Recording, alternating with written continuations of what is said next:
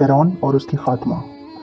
حضور کریم صلی اللہ علیہ وآلہ وسلم شب معراج میں بیت المقدس کی طرف جاتے ہوئے مصر کے قریب ایک مقام سے گزرے تو انہیں نہایت ہی اعلیٰ اور زبردست خوشبو آنے لگی۔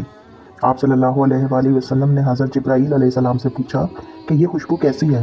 جواب ملا کہ فرعون کی باندی مشاطہ اور اس کی اولاد کی قبر سے آ رہی ہے۔ پھر حضرت جبرائیل علیہ السلام نے اس قصے کا بیان کیا۔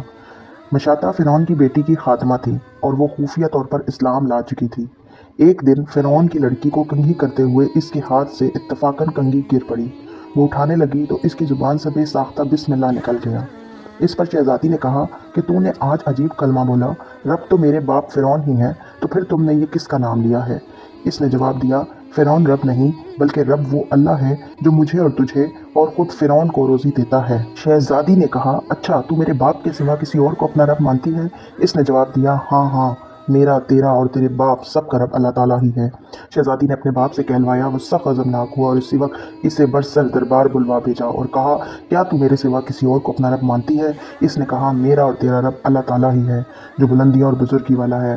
فرعون نے اسی وقت حکم دیا کہ تانبے کی جو گائے بنی ہوئی ہے اس کو خوب تپایا جائے اور جب بالکل آگ جیسی ہو جائے تو اس کے بچوں کو ایک ایک کر کے اس میں ڈال دیا جائے، آخر میں خود اسے بھی ڈال دیا جائے۔ چنانچہ وہ گرم کی گئی، جب آگ جیسی ہو گئی تو حکم دیا کہ اس کے بچوں کو ایک ایک کر کے اس میں ڈالنا شروع کرو۔ اس نے کہا، بادشاہ ایک درخواست میری منظور کر، وہ یہ کہ میری اور میرے بچوں اور ان کی ہڈیوں کو ایک ہی جگہ ڈال دینا۔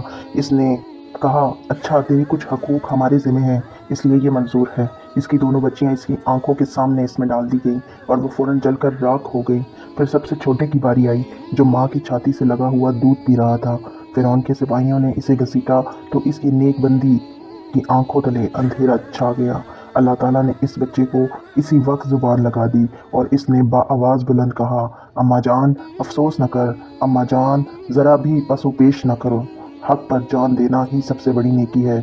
چنانچہ انہیں صبر آ گیا، اس بچے کو بھی آگ میں ڈال دیا گیا اور آخر میں ان کی ماں کو بھی اس آگ میں جلا کر مار دیا گیا۔